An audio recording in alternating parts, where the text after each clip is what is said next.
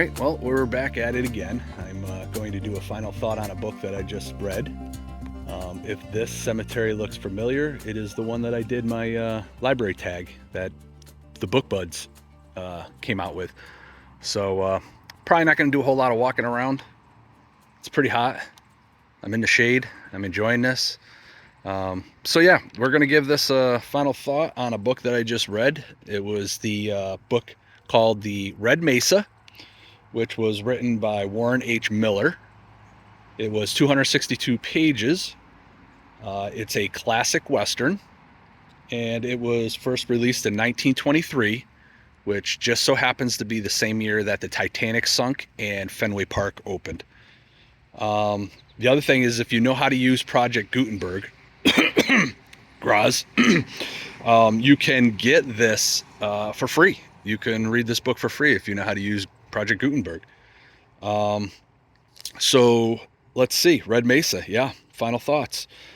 First thing, I did not know what a mesa was. So I read some of the book and then I was like, all right, I need to figure out what a mesa is. So I had to look it up. And the definition of a mesa is flat-topped hill with steep sides. And this one just happens to be red. So that plays into the story. I will try to do as best I can without doing any spoilers. So we have probably 5 main characters. We've got Scotty, who's I think like 28, 29. He's kind of from money, but we're learning that that money is running out. So he is like always into trying to find mines, minerals. Like he's always looking for some way to make money. And he sent out his friend Sid, who he's grown up with, and another guy named Big John. Now, what I gather from Big John is that he's an older gentleman, and he's actually helped raise, or influenced, I should say, not raised. He's influenced these two guys, Sid and Scotty. And then there is a third person. No, there's a fourth person because I can't count. And he is a Navajo Indian. I didn't write his name down because I know I wouldn't be able to say it. But he actually, Big John actually saved him from a massacre. And basically, this Navajo has dedicated his life to Big John. So it's those 4 characters.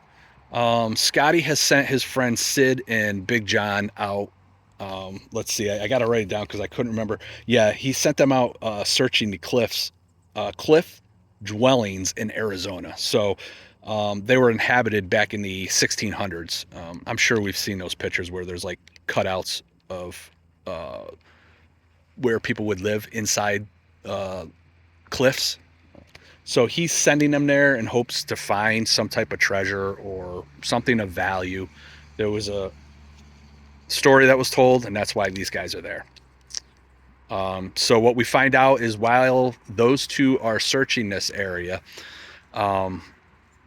they find like a clay pottery thing that was, they wrote on it and then dry killed, whatever it's called, like hardened it.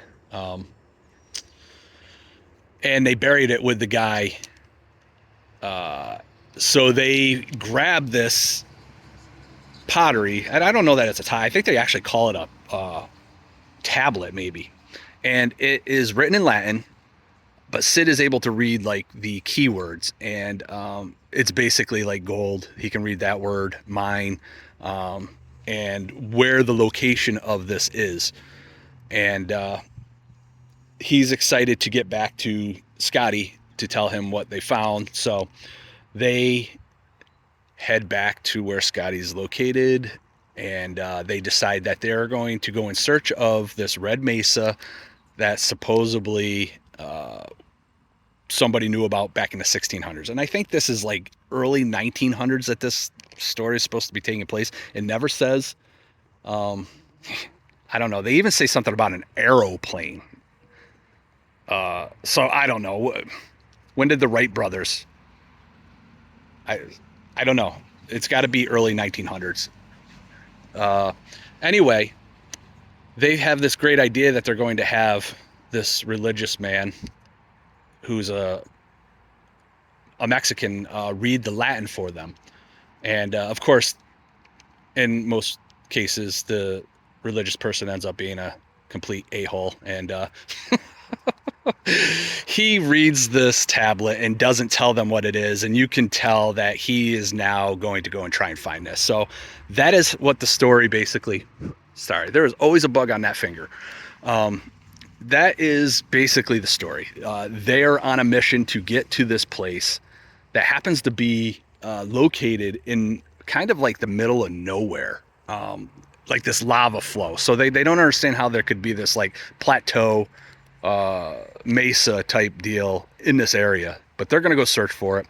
They're going to try to beat, I think his name is Vasquez, I think is what his name is. That's the bad guy in this book. And that is the story. It's them getting there. It's them being there. And there's quite a bit more involved once they get there. And I'm not even going to touch on that because if you are interested in this book, I don't want to ruin any of that. So that's basically the story. What I will say that it's not like your typical Western. It's written old school. It's not your more modern Louis L'Amour type writing, which I thought was okay. I kind of like that. I kind of like having the older way of reading and the older way of how they would wrote back in those days. So it was different, but not in a bad way. I enjoyed the story. I thought it was a good story. It actually got better as it went on. And I think I gave it a 3.5. Let me check. Yeah, 3.5 out of 5. So clearly, in my opinion, it's a good book. The only thing I had a problem with was Big John is a bit of a hippie. And I don't mean to offend anybody who's a hippie. But it wasn't realistic. He was so concerned about like not killing these bad people when these bad people are clearly trying to kill them. And it just brought the book down. I'm like, I get that you're trying to be a better human being by not killing somebody, but I'm here to tell you that if somebody's trying to kill you, you can defend yourself. So that was the only problem I had with the book. It was just unrealistic in that aspect. So yeah, that would be the only downfall. And I wouldn't call it a downfall, but it's not. If you go into reading this Western thinking it's going to be anything like a Louis L'Amour, it's not going to be like that. So I know there are a group of us that are on here that follow each other and constantly text back and forth, or not text, but comment back and forth. And we're all kind of into Westerns. So if you want to try something different, give it a shot. 3.5. I liked it. I can't say that you guys would like it, but hey, if you know how to use Project Gutenberg, Graz, it's worth a read. If you start to read and you don't like it, DNF it, man. Oh, yeah. I think Kevin Tolles just had a DNF. Do not forget, right? Isn't that what that stood for? Yeah. Anyway, sidetrack. Where are we at? 8:30, a little too long. Sorry I stood in one place for the most part. I hate the fact that I actually showed my truck. I can't stand putting in like my personal things. Anyway, like my face. Anyway, yeah, we're gonna wrap it up. If you want a different style Western, you want something written in the older ways, I recommend it. So yeah, I think that's it, and I will talk at y'all later. Bye.